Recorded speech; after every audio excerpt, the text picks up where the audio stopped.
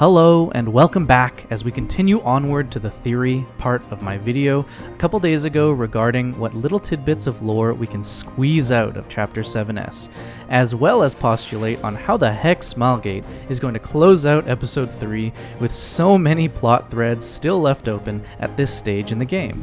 So, join me in the comments, subscribe to the channel for more Epic 7 lore, and let's dive right in.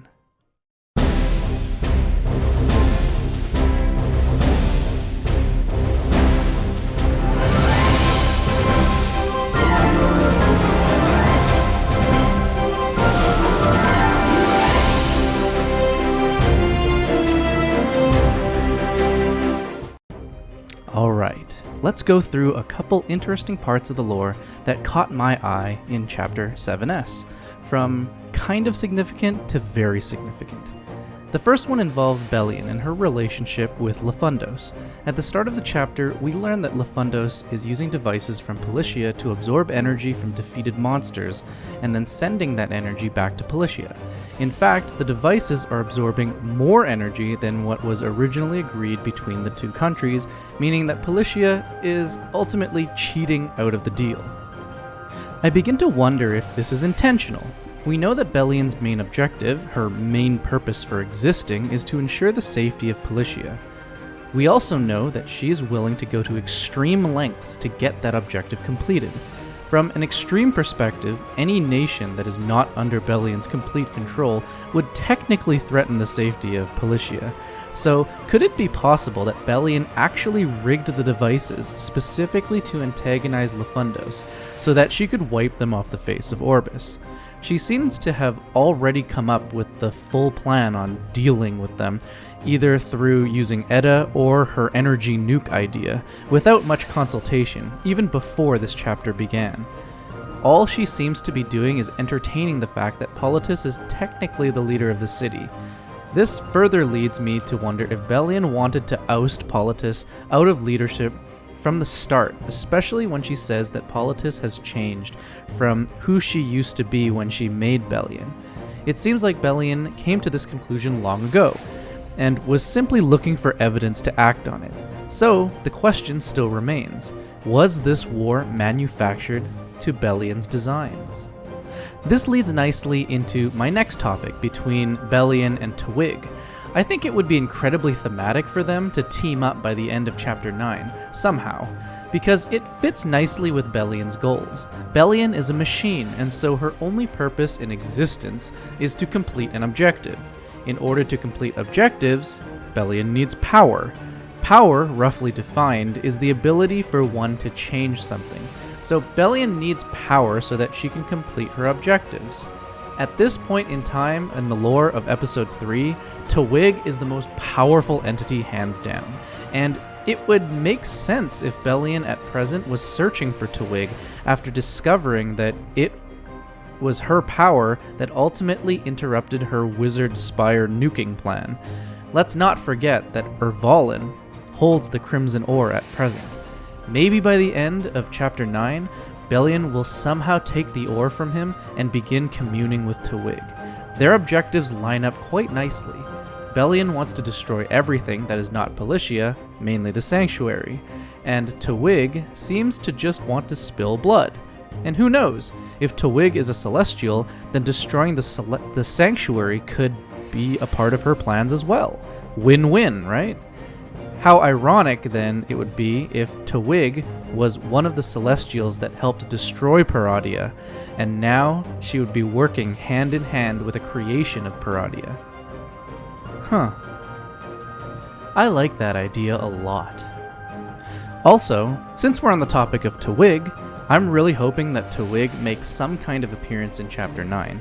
Considering how prominent the dragon insignia is, the wildest yet still consistent idea I can come up with is that Tiwig will speak to Ilyanev and tell her that she can use her power to wipe out all the dragons.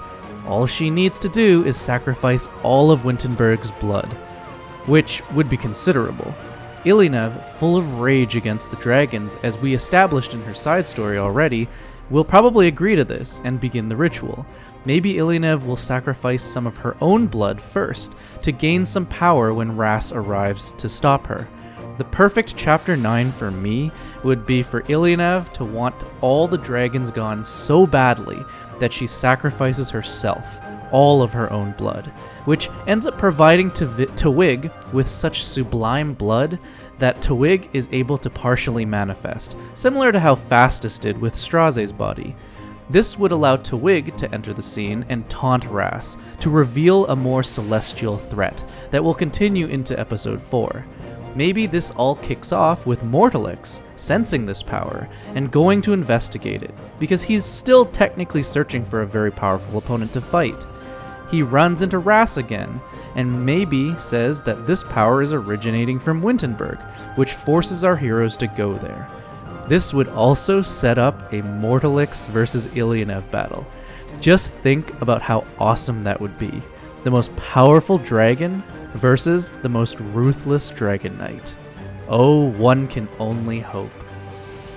On a quick side note, I also want to ask you guys out there what you think Politis asked Chloe to help her with, because the scene cuts off before Politis reveals it. I wonder if it had something to do with taking over the system again. Maybe Belian finds out and imprisons Chloe, because it does not seem like she's being imprisoned in this hidden story.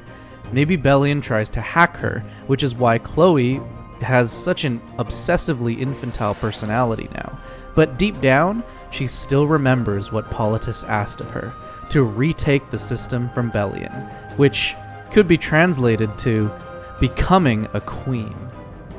And finally, I want to direct your attention to what I think is the most significant find in this chapter. At the very end, we have a conversation between the King of Lafundos and his loyal servant, taking place in North Lafundos, which is where the ruined spire is being refashioned as a dungeon. Here, the king says to his servant, "How is she? You told everyone to watch their mouths, right?" Now, when I first read this, I assumed that the king was referring to Edda, because we know that Edda self-imprisons herself in the tower as punishment for letting Politis and everyone else in the spire die. But 2 lines later, the servant says, "As for Edda." This implies that Edda is the second person that is being referred to. So who is she that was first being referred to? After thinking about it, I can't think of anyone that the servant could be referring to. Plus, we know that the king knew about Politis and Edda going to the wizard spire to stop Belian's nuking plan. So this begs the question, is Politis alive somehow? It is important to note that it's been possibly hundreds of years since this story has taken place, and we're still unsure as to whether people from Paradia age, since Politis doesn't even look like she's aged a day, but this seems to really imply that Politis somehow survived the blast from Edda that destroyed the spire and is imprisoned somewhere within.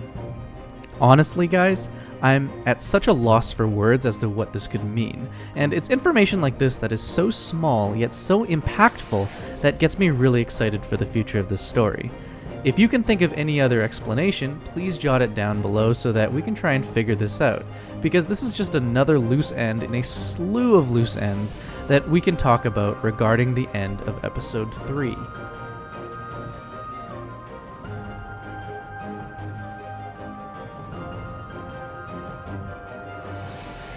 So, with episode 3 approaching its end, I want to go over all of the loose ends that are still pending in this episode, and there are a ton of them, which makes me wonder if some of them will carry over into episode 4, unless they try and do too much in a short period of time, which I don't think would be very satisfying. They've spun up all of these incredible narratives that could have epic payoffs, but don't have very much time to actually pay them off. So let me just list them off, and if I've missed any, definitely mention them down below in the comments. Let's just go in order by which I think they're going to be resolved in terms of Chapter 9 and Chapter 10.